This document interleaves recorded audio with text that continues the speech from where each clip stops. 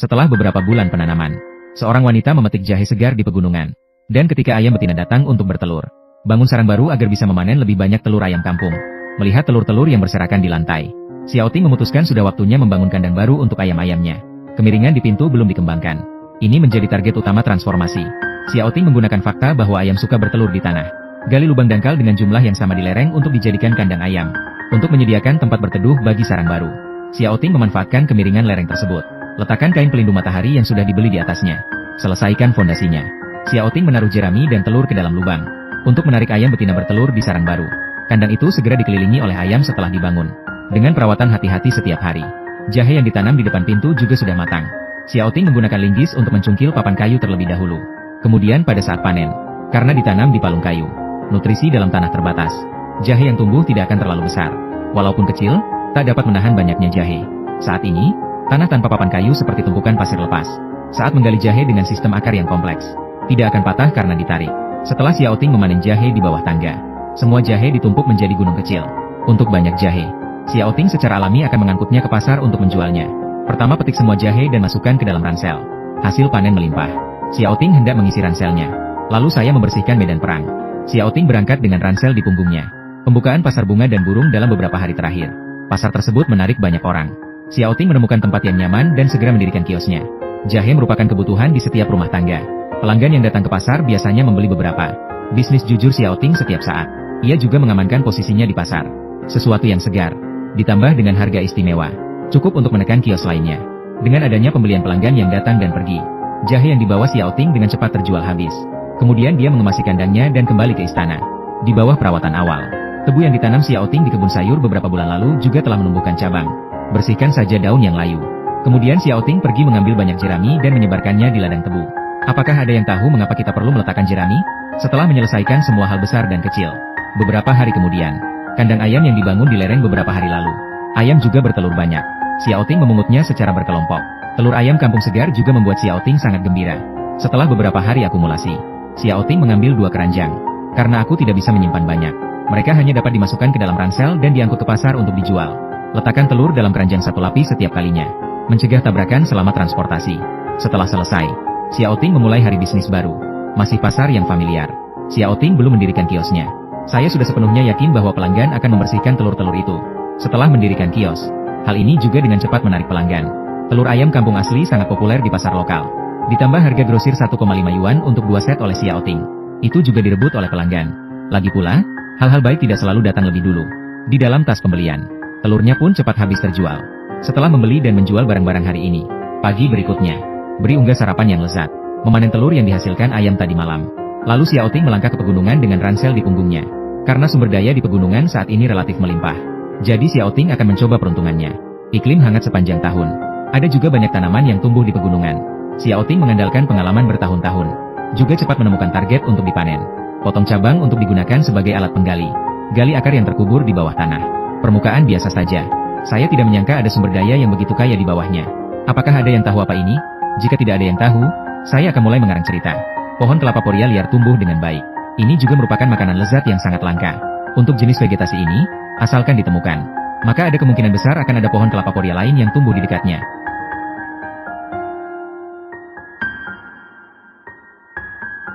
Di bawah penggalian Xiaoting, pohon poria koko yang tumbuh secara alami juga berukuran cukup besar. Xiaoting hanya menggali beberapa. Aku mengisi ransel yang kubawa. Kemudian Xiaoting mengambil ranselnya dan berjalan menuruni gunung. Dalam perjalanan kembali, lereng bukit penuh dengan pohon plum bambu yang menggantung. Hal ini juga menggoda Xiaoting untuk meletakkan ranselnya dan bersiap untuk memetik beberapa. Lagi pula, tidak mudah untuk datang ke sini. Jadi Xiaoting tentu ingin memanen lebih banyak. Untuk batang dan daun tanaman ini, ia juga memiliki efek penghilang panas dan detoksifikasi yang baik. Xiaoting mengumpulkan beberapa. Kemudian ikat menjadi bundel dan masukkan ke dalam tas. Sekarang setelah panen penuh, Xiaoting tidak berencana menyimpannya untuk dirinya sendiri. Ikuti jalan pegunungan yang berkelok-kelok. Pergi ke pasar terdekat untuk menjualnya. Lagi pula, tidak ada yang senyata uang.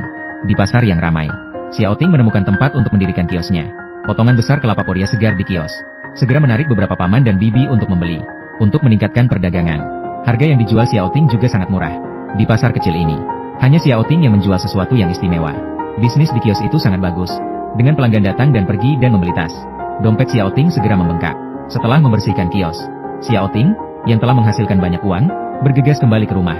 karena buah-buahan baru saja matang satu demi satu. Timun yang ditanam Xiaoting di kaki gunung sudah siap dipanen.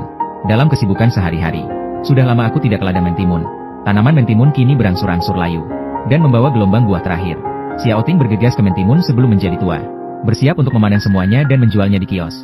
Mentimun baru saja matang saat ini. Jika Anda membiarkannya tumbuh untuk sementara waktu, semua mentimun di tanah akan terbuang sia-sia. Dalam produksi yang melimpah, ransel yang dibawa Xiaoting segera terisi penuh. Setelah merasakan nikmatnya panen, Xiaoting kembali ke manor dengan ransel di punggungnya. Karena buah dan sayuran baru saja matang. Untuk mengurangi jumlah waktu Xiaoting bersiap untuk memanen jeruk nipis yang matang di depan pintu. Digunakan untuk mendirikan kios dengan mentimun. Buah dari pohon jeruk nipis liar murni umumnya tidak terlalu besar. Meskipun tidak besar, tapi jumlahnya tetap besar. Mengumpulkan sekeranjang penuh, Xiaoting kemudian mengemas lemon tersebut ke dalam kantong. Lalu aku mengambil perkakas kandang dan berangkat. Karena pasar tutup hari ini, pasar yang awalnya ramai, menjadi sangat sepi. Tidak ada pilihan lain selain mendirikan kios dan menunggu serta melihat. Beruntungnya, ada beberapa pelanggan yang sedang mengobrol di warung sebelah kami. Ketika saya melihat buah-buahan dan sayur-sayuran segar yang dijual Xiaoting, saya datang untuk menanyakan harganya. Saya membelinya setelah mengetahui harganya murah. Saat tidak ada kemacetan seperti sekarang, Xiaoting hanya memiliki penjualan obral. Harga normal kini telah turun setidaknya setengahnya. Untuk menarik pelanggan untuk membeli. Dengan harga murah Xiaoting, tidak dapat dipungkiri bahwa beberapa pelanggan yang dikenalnya datang untuk meminta saran kepada Xiaoting tentang pengalaman kerjanya. Xiaoting menyarankan pelanggan untuk mencari pekerjaan di 58.com. Dalam perdagangan setengah hari, saat kios dibersihkan oleh pelanggan terakhir, Xiaoting mengemasi kiosnya dan pulang kembali ke rumah. Pagi berikutnya, Xiaoting datang ke ladang lada di kaki gunung pagi-pagi sekali, melihat paprika di seluruh tanah. Hari ini ditakdirkan menjadi hari luar biasa lainnya, karena buahnya baru saja dalam tahap panen. Xiaoting sibuk memanen dan mendirikan kios setiap hari. Masukkan paprika satu persatu ke dalam keranjang. Panen pertama cabai. Biarkan Xiaoting memanen cabai merah yang tak terhitung jumlahnya. Tanaman penghasil buah seperti cabai. Kebanyakan orang menanam beberapa di antaranya di rumah mereka. Cukup untuk disantap seluruh keluarga dalam jangka waktu lama. Dalam setengah hari yang sibuk, setelah Xiaoting mengisi ranselnya sampai penuh, kemudian dia meneruskan perjalanannya untuk mendirikan kios. Karena hari ini hampir tengah hari, Xiaoting yang melewatkan kelas awal. Saya baru saja pergi ke desa terdekat dan mendirikan warung. Seperti pintu masuk desa, hampir diubah menjadi pasar kecil oleh berbagai vendor. Tertarik dengan paprika merah cerah, Xiaoting juga segera membuka toko. Keuntungan mendirikan warung di pintu masuk desa adalah harga murah dibeli oleh penduduk desa. Setelah gelombang publisitas, pelanggan kembali ke desa. Juga membantu Xiaoting menarik beberapa bisnis. Dengan pembelian pelanggan yang tersebar, cabai yang sudah langka, segera habis terjual. Dengan tumpukan kecil paprika yang tersisa, akhirnya dibeli oleh pemilik kios di sebelahnya. Kemudian Xiaoting menutup kiosnya. Setelah kembali ke istana, cukup urus semua hal besar dan kecil. Saya akan memulai pekerjaan baru besok. Pagi berikutnya, Xiaoting datang ke peternakan pembiakan katak banteng di kaki gunung sambil membawa keranjang. Bersiap untuk membeli beberapa kodok jantan untuk kandang. Cukup negosiasikan harga dengan petani. Xiaoting mengambil jaring sendok dan mulai memancing. Sebuah kolam penuh dengan katak jantan gemuk. Anda dapat memilih sesuai keinginan Anda sendiri. Katak banteng berbaring di air. Ketika aku masih memikirkan kehidupan katak, tanpa dia sadari dia bisa menjadi lezat. Di bawah tangkapan jaring demi jaring, karena keterbatasan dompet, Xiaoting hanya mengambil setengah tas. Untuk kenyamanan penjualan, katak banteng yang dipilih Xiaoting semuanya memiliki kualitas dan ukuran yang baik. Setelah ditimbang dan dihitung harganya bersama petani, lalu dia berangkat ke pasar. Ada juga banyak orang berkumpul di pasar pagi hari ini. Xiaoting menemukan tempat dan mendirikan kiosnya. Untuk mencegah katak banteng berlarian, Xiaoting mengikat beberapa katak banteng dengan tali sebagai pajangan. Biarkan pelanggan melihat kualitas katak banteng dengan lebih jelas. Karena merupakan barang tangan pertama, harga yang dijual Xiaoting tentu saja lebih rendah dari harga pasar lokal. Barang yang terjangkau juga menarik minat konsumen untuk membelinya. Karena katak banteng yang dijual semuanya berukuran sama. Pelanggan yang datang untuk membeli tidak perlu terlalu banyak memilih. Ini juga menghemat banyak masalah. Di kios setengah hari, setelah Xiaoting membersihkan kiosnya, lalu kembali ke rumah bangsawan. Melihat loafah tua di pintu, Xiaoting berpikir sudah waktunya untuk memanennya. Umumnya masyarakat yang tinggal di pedesaan mengetahui kegunaan loafah tua. Buang terlebih dahulu biji loafah yang telah dipetik. Benih yang sudah dikupas tidak hanya bisa disimpan untuk ditanam tahun depan. Sisa loafah juga merupakan cara yang baik untuk menggosok panci. Meskipun masih pagi hari ini, Xiaoting juga terus memetik buah tanpa henti. Karena pohon buah-buahan di pegunungan baru-baru ini mulai matang dan berbuah. Beberapa pohon pepaya tumbuh di dekat rumah bangsawan. Sekarang sudah penuh dengan buah yang matang. Pepaya terlihat enak dipandang dan bebas. Xiaoting secara alami tidak akan menyia-nyiakan. Bersiap untuk memanen sebagian untuk dijual. Pohon pepaya kerdil ini. Hal ini juga memungkinkan Xiaoting memetik buah dengan mudah tanpa harus memanjat pohon. Karena kisi pepaya memakan terlalu banyak tempat. Setelah beberapa saat, Xiaoting mengisi ranselnya sampai penuh. Xiaoting yang belum makan. Saya pun memilih untuk segera memotongnya. Karena varietas pepaya ini tidak memiliki biji. Juga jauh lebih nyaman untuk dimakan. Cukup kupas kulitnya untuk menikmati dagingnya yang lezat. Lalu Xiao Ting membawa ranselnya dan pergi ke suatu tempat yang dikenalnya untuk mendirikan kios. Dibandingkan dengan hiruk pikuk pasar pagi, pasar pada sore hari tampak jauh lebih sepi. Meskipun lalu lintasnya lebih sedikit, namun hal ini tidak mempengaruhi penjualan Xiao Ting. Pepaya segar juga menarik beberapa pelanggan wanita. Karena Xiao Ting adalah kenalan pemilik kios di sebelahnya. Saya juga memotong pepaya untuk disajikan. Pepaya lunak baik untuk dikonsumsi orang lanjut usia. Masih mudah dikunyah. Setelah setengah hari pelanggan datang dan pergi, tidak banyak buahnya. Dengan pembelian oleh pelanggan terakhir ke AANE, Xiao Ting mengemasi kiosnya lebih awal dan pulang ke rumah. Karena unggas belum diberi makan. Setelah Xiao Ting kembali ke istana, saya langsung mengambil pohon pisang di dasar lereng dekat pintu. Ambil kembali dan hancurkan saja. Digunakan sebagai makanan unggas. Dalam perawatan sehari-hari, semua jenis unggas juga berkembang pesat. Kandang ayam yang dibangun di lereng beberapa hari lalu. Hari ini, Xiao Ting memanen banyak telur ayam kampung. Cukup rebus air. Bisa dijadikan makan malam di siang hari. Makan lebih banyak untuk mengisi kembali energi yang telah Anda konsumsi. Pagi berikutnya, karena padi kering yang ditanam di kaki gunung sudah matang, Xiao Ting sedang bersiap untuk memanen beberapa. Buah emas itu membuat Xiao Ting sangat bahagia. Sawah di seluruh gunung ditanami dengan dana yang dihimpun oleh penduduk desa di kaki gunung. Xiao Ting adalah anggota desa. Meskipun sekarang aku tinggal sendirian di pegunungan, tapi Anda juga berhak untuk memanen. Xiao Ting mengambil tongkol nasi satu persatu. Gunakan alat khusus untuk memilihnya. Karena daerah pegunungan, hal ini mencegah beberapa mesin pemanen besar masuk. Biarkan semua padi dipanen secara perlahan oleh kita sendiri. Dalam setengah hari yang sibuk, Xiao Ting mengisi ransel yang dibawanya. Setelah kembali ke istana, karena tongkol padi yang baru dipanen masih mengandung banyak air, Xiao Ting menggantung semuanya di rak bambu di pintu agar kering selama beberapa hari.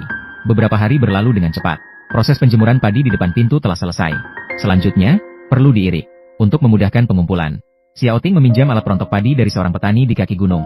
Mesin yang tampak sederhana, efisiensi kerja tidak rendah. Beras emas. Saat kaki Xiao Ting terus mengerahkan tenaga, mendorong drum untuk berputar dengan kecepatan tinggi. Butiran beras dipisahkan satu demi satu.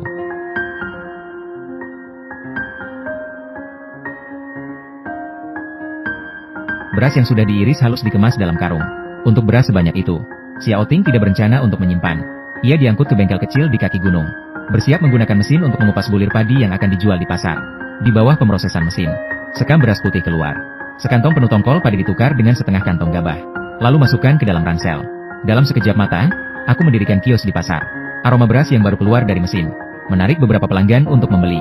Sebagai makanan pokok keluarga, nasi yang baru dipanggang. Bisnis Xiao Ting juga sangat bagus.